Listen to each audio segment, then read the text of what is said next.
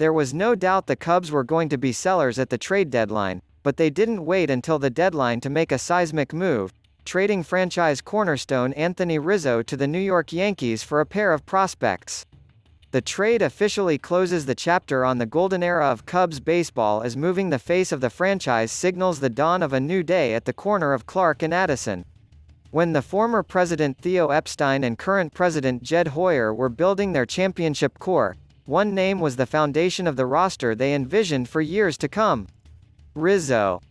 After acquiring the young first baseman from the Padres in 2012 to be the cornerstone of what they were building, they continued to add, turning what was an organization devoid of talent into one of the most coveted cores in the sport.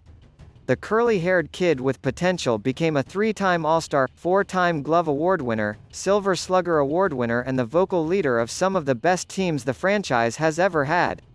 Rizzo, along with third baseman Kris Bryant, who the team drafted to be the other pillar of their core, quickly turned one of baseball's worst teams into one of its best.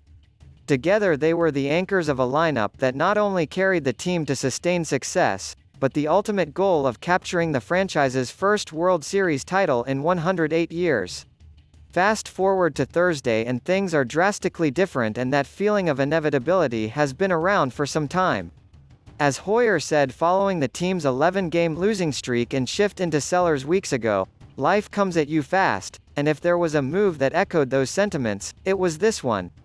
The possibility of either of the Cubs' two superstars being traded would have been considered laughable years ago, but times have changed and what was once unfathomable has now become a reality.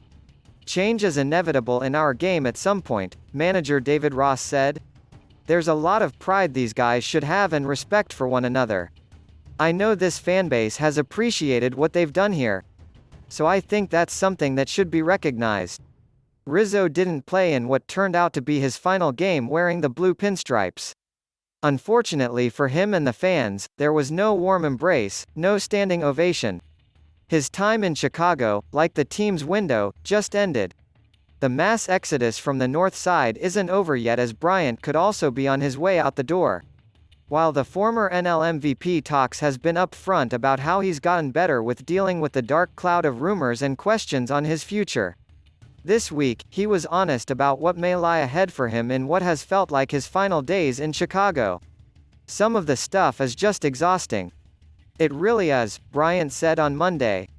I'm just trying to do my best to keep my focus where it needs to be and help whoever I can along the way here and just take everything in stride.